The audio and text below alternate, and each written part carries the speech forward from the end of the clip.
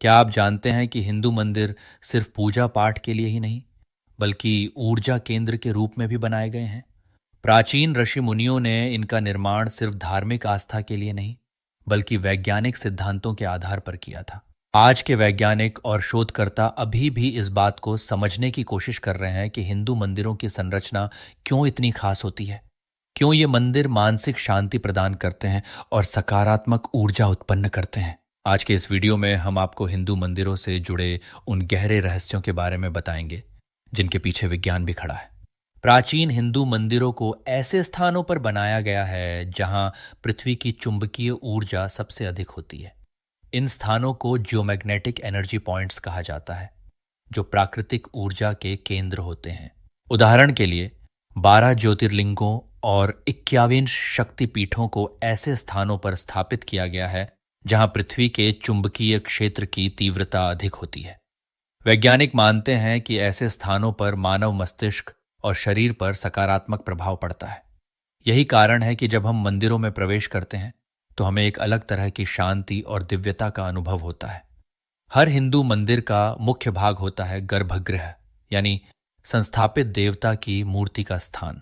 यह कोई साधारण कमरा नहीं होता, बल्कि इसे विशेष ज्यामितीय संरचना सेक्रेड ज्योमेट्री से तैयार किया जाता है। गर्भगृह को एक पिरामिड के आकार में बनाने का मुख्य कारण यह कॉस्मिक एनर्जी यानी ब्रह्मांडीय ऊर्जा को एकत्रित करता है और इसे नीचे की ओर प्रवाहित करता है। यहाँ रखी मूर्तियां विशेष धातुओं और पत्थरों से बनाई जाती हैं, जैसे ग्रेनाइट, काला पत्थर, पारा और पंचधातु। वैज्ञानिक रूप से ग्रेनाइट और पारा ऊर्जा को सोखने और उत्सर्जित करने की क्षमता रखते हैं। इतना ही नहीं, मंदिरों में स्थापित मूर्तियों को प्राण प्रतिष्ठा के दौरान विशेष मंत्रों और ध्वनि तरंगों के माध्यम से ऊर्जावान बनाया जाता है। क्या आपने कभी सोचा है कि मंदिर में जूते चप्पल क्यों उतारे जाते हैं? यह सिर्फ एक धार्मिक परंपरा नहीं, बल्कि इसके पीछे गहरी वैज्ञानिक सोच छुपी है।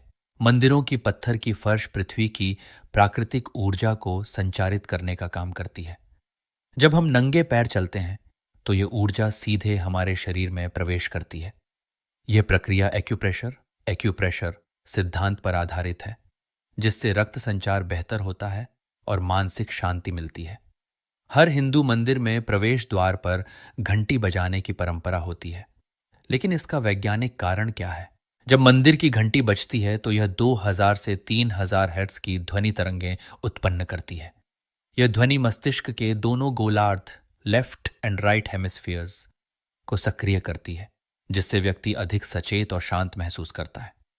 इसी तरह जब हम AUM का उच्चारण करते हैं तो यह विशेष ध्वनि कंपन उत्पन्न करता है, जो मानसिक तनाव को कम करता है और ध्यान केंद्रित करने में मदद करता है। क्या आपने ध्यान दिया है कि मंदिरों में देवता की परिक्रमा हमेशा दक्षिणावर्त क्लॉकवाइज दिशा में की जाती है? जब कोई भक्त परिक्रमा करता है तो वह देवता की मूर्ति से निकलने वाली सकारात्मक ऊर्जा को अवशोषित करता है। यह मन को शांत करने और आध्यात्मिक ऊर्जा को बढ़ाने में सहायक होता है। क्या आप जानते हैं कि हर हिंदू मंदिर को 5 तत्वों पृथ्वी, जल, अग्नि, वायु, आकाश के सिद्धांत पर बनाया जाता है? पृथ्वी तत्व मंदिर की नींव शक्ति स्थलों पर बनी होती है।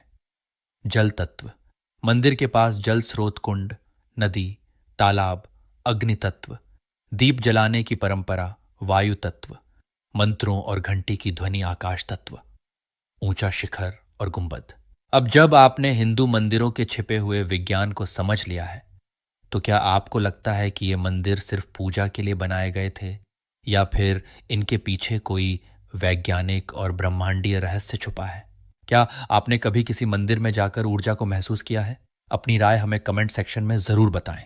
अगर आपको यह वीडियो रोचक और ज्ञानवर्धक लगा तो लाइक, शेयर और सब्सक्राइब करें ज्ञान इनसाइट्स को, ताकि हम आपके लिए और भी अद्भुत रहस्य और ज्ञान लेकर आते रहें।